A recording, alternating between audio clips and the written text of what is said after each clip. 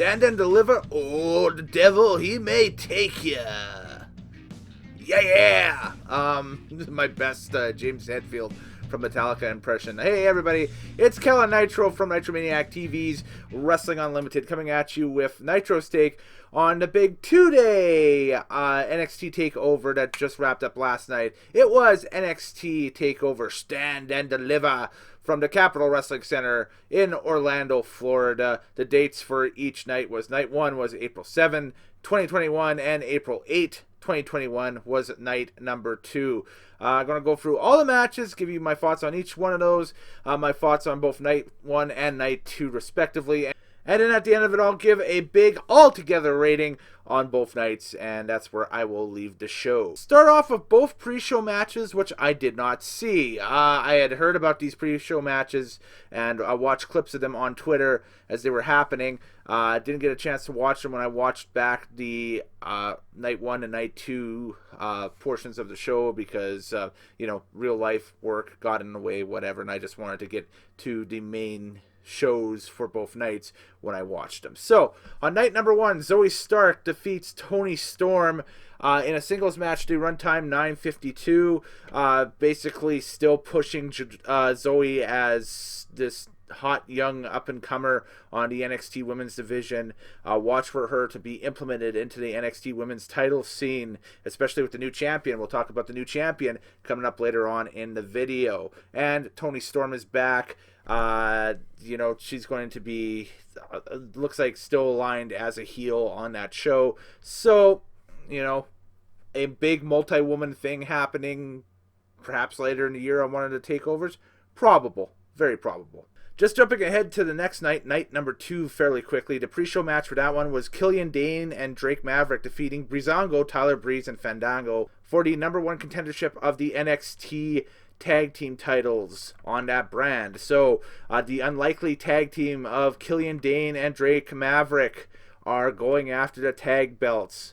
Who would be the tag champions? The runtime for that one, by the way, 8 minutes and 38 seconds. Who would be the tag champion? Well, we found that out on night 1, so let's jump to night 1 and run it down. Here we go. Alice Cooper guitarist Nina Strauss rocks out with the national anthem, and the Risers have returned to the CWC. That's a good sign, and it's an awesome opening ceremony with lights and just no opening video of any sort, just right into the action, into the opening contest, as the event was simulcast on both Peacock and USA Network. So Pete Dunn versus Kashida, and I'm not too crazy about Pete's new music, but these are two technicians going at it, of course, as the WWE tries to DCFOIs all of the theme songs and everything that made them, well, good, I guess, throughout the years and so on and so forth. So the handspring back elbow on the ramp leads to the Muda run and PK kick by Kashida.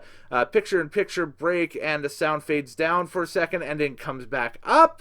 Yes, I did watch this on the WWE Network up here in Canada. So they were doing some weird stuff to accommodate the Peacock premiere in the States for this takeover, this being the very first takeover event on Peacock. So, they were doing the picture-in-picture thing while they ran ads, I guess, on the USA Network. And I think on Peacock there was no commercials, but they might have done the same thing. I found that took a little bit away from night 1 as well. It kind of gave you some real disjointed segments when you were watching these matches and that stuff. So that will affect the end rating at the end of the card here for night 1. Hoverboard lock and Dunn gets to the ropes. Another hoverboard lock and then Dunn gets to the ropes again. So great sequence there. Dunn, though, stomps on the fingers and hits the bitter end for the 1-2-3. The runtime for this contest for Pete Dunn defeating Kashida was 10:39. A solid opener. Fairly solid opener. It felt like more of an NXT TV opener, not so much as a takeover opener, but good match regardless. So there we go. Our next contest was the number 1 contendership gauntlet match for the North American Championship. This was the 6-man Gauntlet Eliminator match. So the winner received a North American Championship match on night number 2. And basically it worked like a Royal Rumble where every 2 minutes, it's a 6-man match, every 2 minutes a new superstar would come down. But while that was happening, the superstars in the ring could only be eliminated by pinfall or submission. So kind of a cool new hybrid match type, almost between like a Royal Rumble and the normal gauntlets, where you would go 2-on-2, somebody loses, then another person comes down, somebody loses, then another person comes down, so on and so forth. This kind of sped things up quite a bit. I like this. This was fun. This is, I'm sure that if we look back in the history of WWE television, like on Raw and SmackDown back in the day, they had gauntlet eliminators like this. But this was fairly fun. I don't recall seeing this in recent memory. So if it's a new invention of NXT and of Triple H and Shawn Michaels and William Regal and that brain trust, I think that it really accomplished what it needed to accomplish. It was really good. Bronson Reed, of course, defeats Isaiah Swerve Scott, Cameron Grimes, LA Knight, Dexter Lumis, and Leon Ruff in 23-14 to get the number 1 contendership for night number 2. And he'll go up against Johnny Gargano in night number 2 for the NXT North American Championship. Then came what a lot of people wanted to say was match of the night and perhaps match of the week so far here on WrestleMania week. The NXT UK Championship, Walter, the champion, taking on Tommaso Ciampa. So could Ciampa regain the Blackheart Psycho Killer persona? And Ciampa went back to the trunks here, not the long tights as he has been using in recent days and months on NXT TV. So pretty cool to see here. An amazing back and forth during this match. Ciampa was relentless early, but Walter chops him down. If you haven't seen this match, anything I say can't put this match into justice. I think that this one would possibly be up there for NXT Match of the Year at the end of the year. There was a fairly, if you dig the old school pacing, if you dig the non-lucha stuff, if you dig just grappling and ground, a lot of mat work, a lot of technician-based work, so on and so forth. Kind of your classic late 80s, early 90s, Bret Hart, Shawn Michaels-esque style. Kind of your classic Bret Hart versus a bigger opponent type style where, you know, it's a technician, and if the larger opponent is somewhat decent at wrestling and ring skills, in which Walter is, you know, it's a it makes for a great contest, and it did here. And like I said, nothing I said can put this match into justice. So the finish of this thing, Walter eventually getting the win over Ciampa with a devastating knife edge chop, and the runtime for this thing was 16:59, and a lot of people were kind of mocking that finish too. You know, Walter using the chop to get the win and so on and so forth. But it was a fight. It was a contest. It was a 15-minute affair, basically. And it was just your old school pacing. So I had no problem with it whatsoever. Is it on my list for one of the matches of the week so far? I am just beginning my week right now. So this is the only event that I've seen is nights 1 and 2 of NXT Stand and Deliver. So, it's man, I have it up there right now, but it might be bumped towards the bottom of the list as the week goes on. I'll keep you guys updated. We see a vignette, and Taya Valkyrie is now Frankie Monet. Frankie will make her debut Tuesday night as NXT moves to its new night on Tuesdays on USA. So, again, WWE trying to own their IPs. They are rebranding Taya Valkyrie to Frankie Monet, and yeah, that's her palm running around the Performance Center. And you know that the Monet character, Frankie Monet character, is going to be a kind of it'll be Taya Valkyrie maybe turned up to 11 if all possible. We'll have to wait and see if they play up the relationship with John Morrison. We'll have to wait and see if they play off you know, some of the past storylines from other feds and that stuff of different workers that are already in NXT that Taya has had or Frankie Monet has had. So again, an exciting debut coming up on Tuesday with the former Taya Valkyrie, Frankie Monet, making her NXT debut. The triple threat tag team match for the vacant NXT Tag Team Championship. We got the grizzled young vets, James Drake and Zach Gibson from NXT UK. We've got Legado del Fantasma, Raul Mendoza and Joaquin Wilde, basically Santos Escobar's two goons, and MSK, Wesley and Nash Carter, your former Impact Wrestling Rascals tag team. Well, 2/3 of them. Dez and Wentz, I believe. because Trey Miguel is still in Impact. So there we go. That makes sense. This match ran 15-24. This was a really exciting match, from start to finish. Basically accomplishing moving the belts over to MSK. So MSK are your new tag team champions. And this one, again, really felt like a real up-tempo television match. I didn't get the feel of anything special of it being a pay-per-view style card or a network special style card. This one kind of just felt like, hey, this is a title change on the go home episode of NXT to a takeover or something like that. But it's still really cool. A great story with Nash Carter getting the NXT tag belts. We've seen it and they were building it up. So obviously you knew that something was going to happen there with that.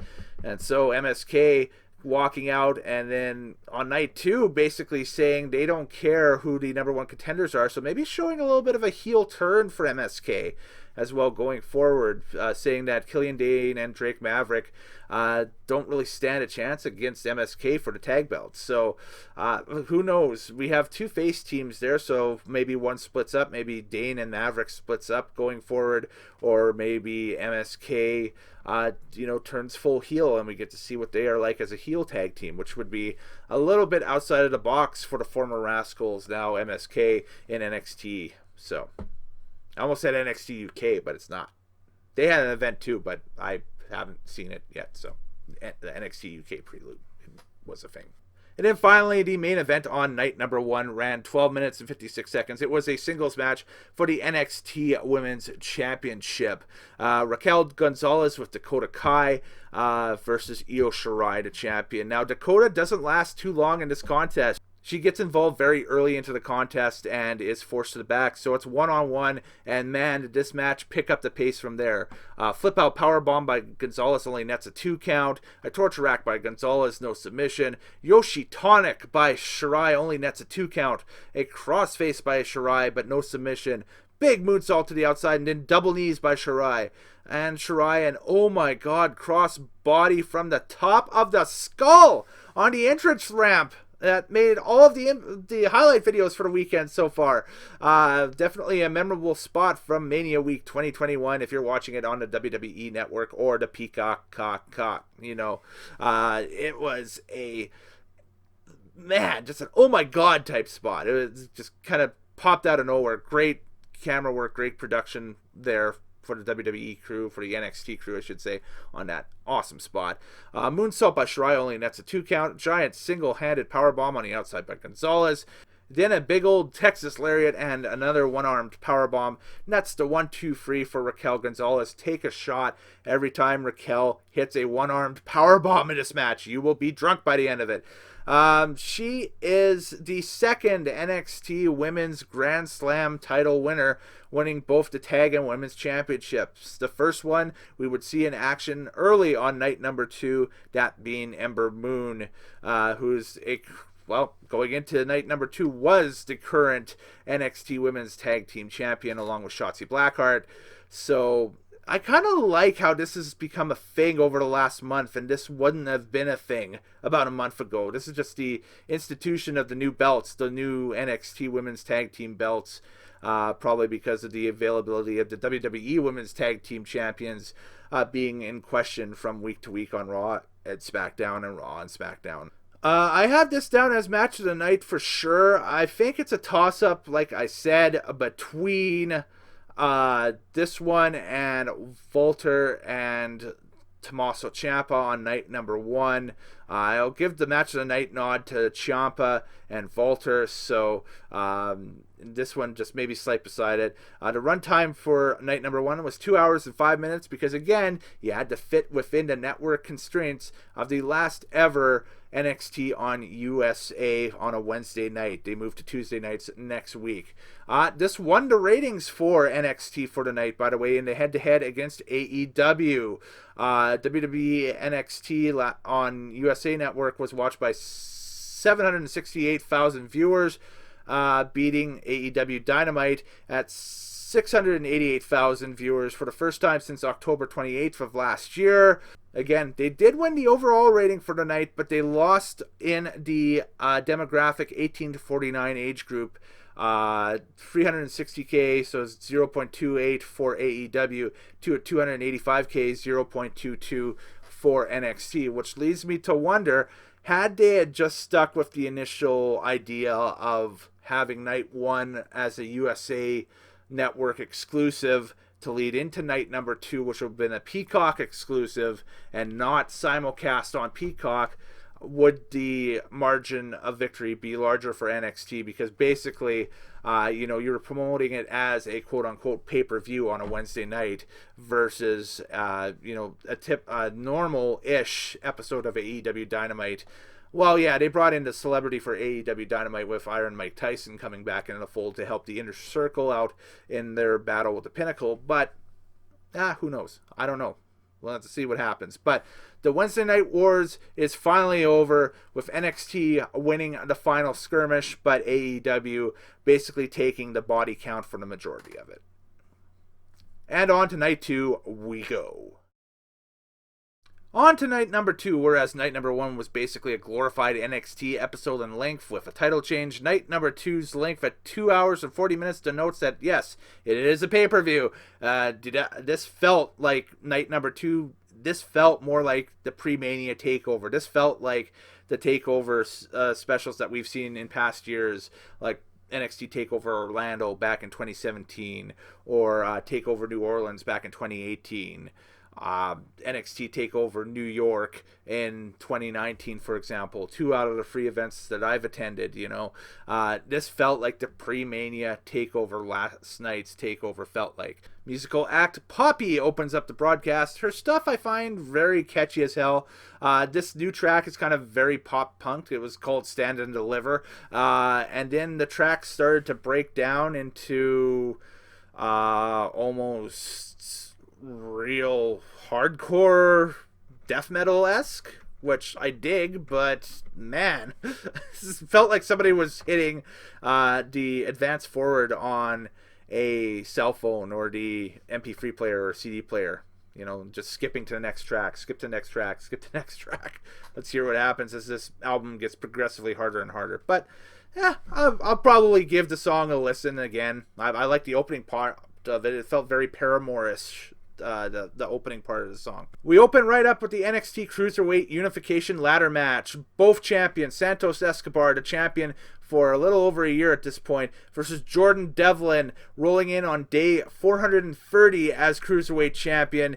So Devlin was the NXT Cruiserweight champion dating back to Worlds Collide back on January 27th, 2020 in Houston, Texas, where he won that Fatal 4-Way for the NXT Cruiserweight Championship.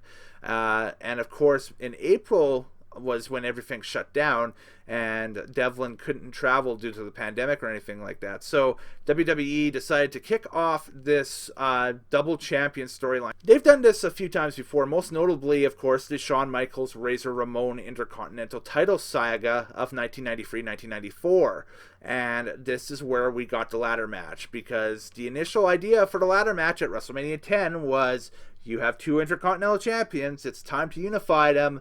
All right, ladder match time. Put both belts over top of the ring. First person to grab both belts is the undisputed Cruiserweight champion. So away we roll. Been waiting on this one since the pandemic hit last year. Yes, it's highly anticipated.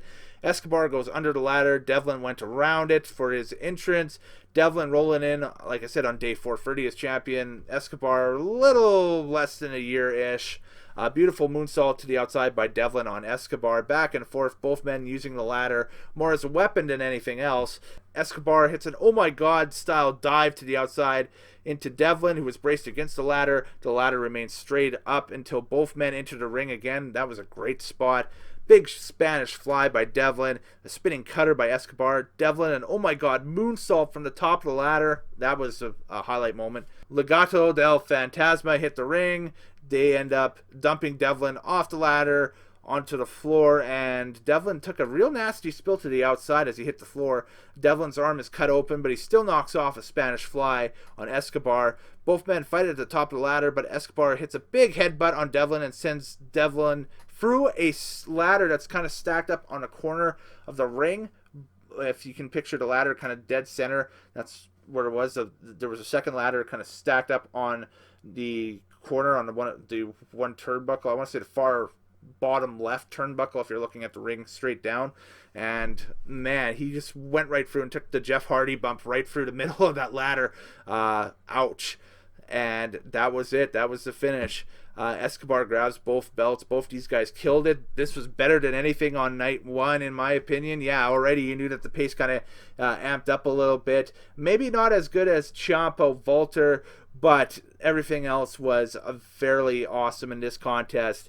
And both these guys, like I said, killed it better than anything on night one. And post-match, Santos celebrates with his kid and LDF.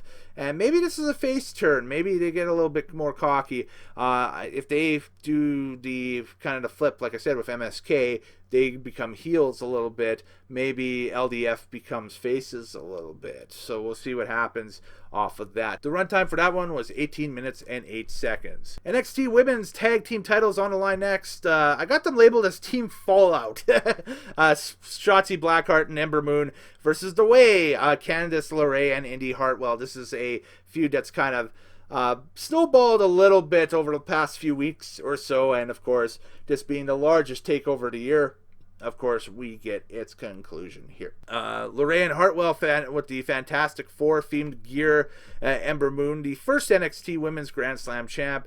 Kind of weird and cool, again, that this is a thing that wasn't a thing a month ago, but now it's a thing now. So, LeRae and Hartwell single Blackheart out early. Moon makes the hot tag. Cool to see her having fun again. The finish of this match, Moon hits the Eclipse, followed by a trip to the ball pit by Shotzi to net the 1-2-3, and I have them listed again as Team Fallout. They retain the NXT Women's Tag Team titles. Kind of expected this to happen, and the runtime for this one is 10 minutes and 34 seconds. Gable Steveson is in the house, basically the most recent Brock Lesnar, amateur wrestling extraordinaire individual from the United States, NCAA, so on and so forth. He signed with NXT.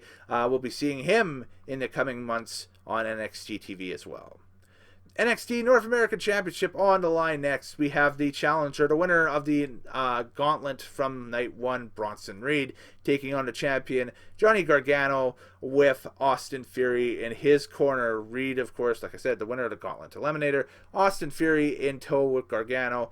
Reed handsprings out of a Gargano head scissors. Great spot. Gargano, though, working on the injured ribs of Reed. That was a storyline from the night before, is that Bronson Reed may have had some injured ribs going into this contest. So, finish of the match, Gargano is down on the mat. Reed climbs to the top rope. He goes for a moonsault, but Gargano moves out of the way.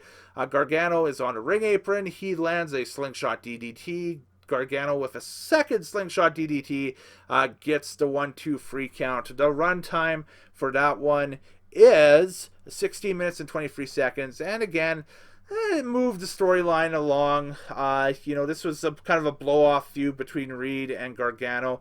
Or maybe it wasn't. Maybe there's another meeting between the two upcoming. I predict that there will be, probably coming up in the next few weeks here on NXT TV. So stay tuned for that. NXT title on the line next. Carrion Cross versus the champion, Finn Balor. Would Cross get his belt back that he never lost? The match starts Finn kicking at Cross, but Cross powers out. Finn laughs it off. Balor fighting Cross off, and he has the advantage early. Basically, it was a weird opening where Balor was basically laughing, still selling what Cross was giving him, but Balor was laughing at Cross throughout. So I don't know if that was just kind of like a, hey, I don't respect you at all type thing or whatever. Kind of weird to see too. It kind of felt too that Finn was kind of, Cross felt like a strong face here, but Finn was kind of turning a little bit during that match from a heel back to a face, but Finn's kind of more of a tweener in NXT. Very confusing stuff for this cowboy, at least. Comment below. Let me know if I'm just crazy or what the deal is here. Big coup de grace only nets 2 for Balor later in the match. Off of a straight jacket attempt, Balor's reverse and Cross uses those elbows and MMA strikes. Later on, Balor locks in a armbar, but no dice for a submission off of that one. And the match ends with 2 great back elbow shots to the back of Balor's head. And that nets the 1-2 free as Cross is now a 2-time NXT champion. So the runtime for that contest went 17 minutes and 5 seconds. Again, kind of felt like a main event that you'd see on TV. Not really any real special pacing to it whatsoever. Man, this match though was it told a good story and it accomplished what it needed to. It didn't move any of the needles for me. We'll just put it that way. It just kind of felt fairly clunky at times, and like I said off the beginning, was very confused on who was in whose role. Then came time for the main event on night number 2. It was the unsanctioned match, Adam Cole versus Kyle O'Reilly. If you haven't seen the vignette video for this one, watch it. It's big budget type stuff. It was amazing. It's out on Twitter. It's out on YouTube. Go check it out. Dig O'Reilly's new music. O'Reilly's right elbow though looked kind of swelled up a little bit throughout. I'm not sure if that's how it normally looked or whatever, but kind of didn't look healthy off of that. Adam Cole's new tune is pretty cool too. Nice touch with the ref not in a ref shirt, but more of an MMA style black tee. A couple of near falls after Cole works on the neck, only nets 2 each time. O'Reilly then nets a couple of 2 counts. O'Reilly wraps a chain around his leg and kicks Cole multiple times. Cole flips the script and locks in a figure 4. O'Reilly then flips into an Indian leg lock, no submissions. Chain assisted backstabber by Cole only nets a 2 count. A Shining Wizard on O'Reilly only nets 2. A big back suplex on the table which did not break on Cole. Cole decks the ref, hits the Panama Sunrise, but again, no ref, so no count for a pinfall here. And then we get kind of a homage to the famous Bam Bam Bigelow and Taz ECW ramp spot from back in the day, back in '98, with O'Reilly with a sleeper on Cole, a backpack sleeper almost, but Cole powers out and they both go through the ramp. Cole's hand gets busted open off of that. Just great drama. Cole goes for the last shot, but O'Reilly locks in a leg clutch. Cole then clocks O'Reilly with the chain. O'Reilly then hits Cole with his own finish, the last shot, but only nets a 2 count. O'Reilly nets the 3 count finally after 40 plus minutes off of a flying knee drop, using the chain and impaling Cole. If this was a relaunch of NXT, they did it over 2 days. Yeah. So the runtime for this one was, and we'll get back to the relaunch comment in a second. This was 40 minutes and 19 seconds for this unsanctioned match, and I think it elevated both guys. O'Reilly and Cole really felt elevated.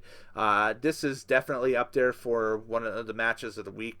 Again, for sure. So you have 2 match of the week contenders coming out of this. One on night 1 with Walter and Ciampa, one on night 2 with O'Reilly and Cole. And like I said, if this was a relaunch for NXT to get people excited for Tuesday nights, it accomplished it for sure.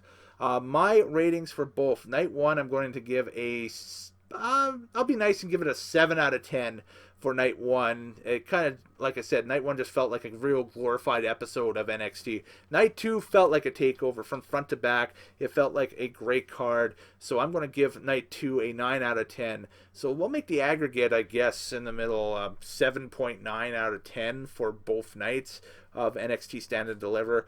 The first night, like I said, if you're used to NXT TV and watching it, that's all it is the NXT TV show. And night 2 really felt special, and that's the night that you should watch from front to back and check it out.